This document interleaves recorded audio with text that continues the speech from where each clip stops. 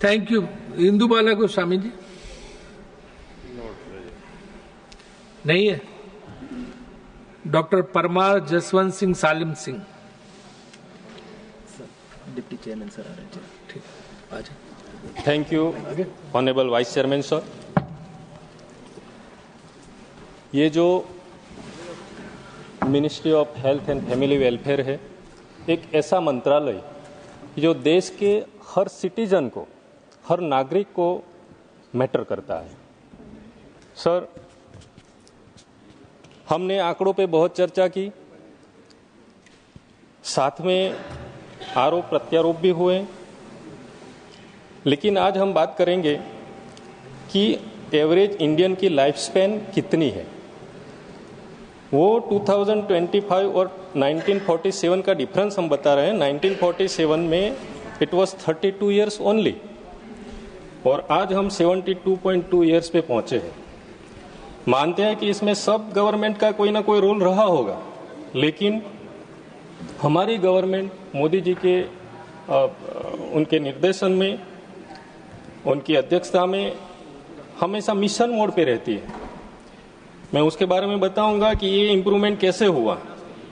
पिछले 10 सालों में हमने accessibility to the health care facilities, साथ में सैनिटेशन, साथ में न्यूट्रिशन, ये पर्टिकुलर न्यूट्रिशन पे बहुत अच्छा काम किया है हमने।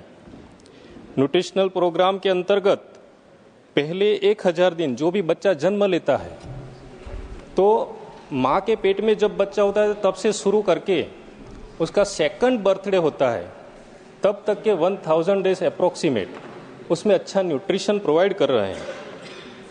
और साथ में पोषण अभियान भी एक नेशनल न्यूट्रिशन मिशन की तरह हम चला रहे हैं। इसके अंतर्गत ICDS, NHM, micronutrient supplementation, vitamin A supplementation, deworming and food security for old age people too, ये सब इंक्लूड किया गया है। लेकिन मैं बताना चाहता हूं कि हमने सिर्फ जो भी लोग हमारे पास आते हैं, डॉक्टर्स के पास जाते हैं, हेल्थ फैसिलिटीज़ में जाते हैं, तो उनका हम ट्रीटमेंट करने के बारे में हमेशा सोचते हैं, लेकिन पेशेंट्स कैसे कम हो वो भी हमें सोचना है। हमारे प्रधानमंत्री जी का जो विज़न है, विज़न का मैं थोड़ा बताता हूं आपको कि ये प्रिवेंटिव एस्पेक्ट पे सोच रहे हैं। For that research and development जो सबसे महत्वपूर्ण कदम है उनका, उसके अंतर्गत अटल टिंकरिंग लैब है, अटल इंक्यूबेशन सेंटर्स है, PM रिसर्च फेलोशिप स्कीम है। ये सब चीज़ें इसलिए महत्वपूर्ण है कि इसमें सिर्फ और क्षेत्र के साथ साथ मेडिकल क्षेत्र के अंदर भी रिसर्च किया जाता है।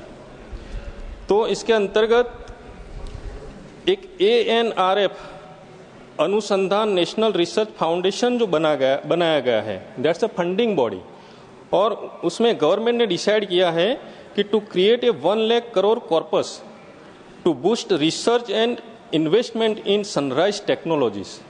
तो ये उनका विजन का एक महत्वपूर्ण कदम है।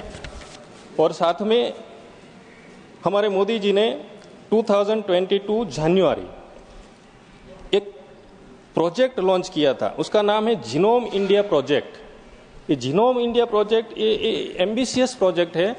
इसका मूलतः जो विचार है वो हमारी एक, उसके लिए मैं एक स्लोगन बोलूँगा, जन्म कुंडली से जीनोम कुंडली तक की सफ़र करवाइए हमारे वड़ा प्रधान ने, हमारे प्रधानमंत्री जी ने। तो इसका फेज़ 1 अभी कंप्लीट हुआ जनवरी में।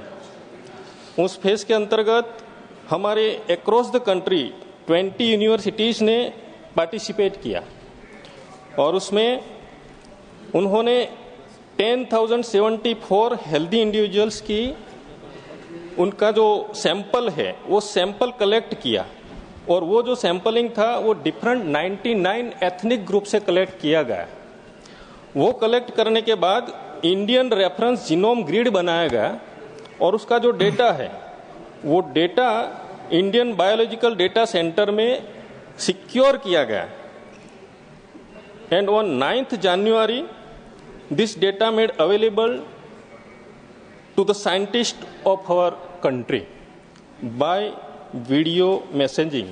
Bye our prime minister Narendra Modi ji. उसका फेज 2 आने वाले वक्त के अंदर वो डिसाइड करेगा कि that will collect samples from potential patients with 3 broad categories, particularly cardiovascular diseases, mental illnesses and cancer, और साथ में सिकल सेल जैसी बीमारियों का जो पेशेंट्स है उनका भी सैंपल कलेक्शन होगा। तो कुल मिला के हमारा प्रधानमंत्री जी का जो विजन है वो काफी काबिल तारीफ है, और मैं नड्डा जी का भी बहुत बहुत धन्यवाद देता हूं कि उन्होंने इतना अच्छा हेल्थ पे काम किया है। Thank you very much. धन्यवाद डॉक्टर परमार जी। माननीय श्री रामजी भाई हरजी भाई मोकरिया, 5 मिनट।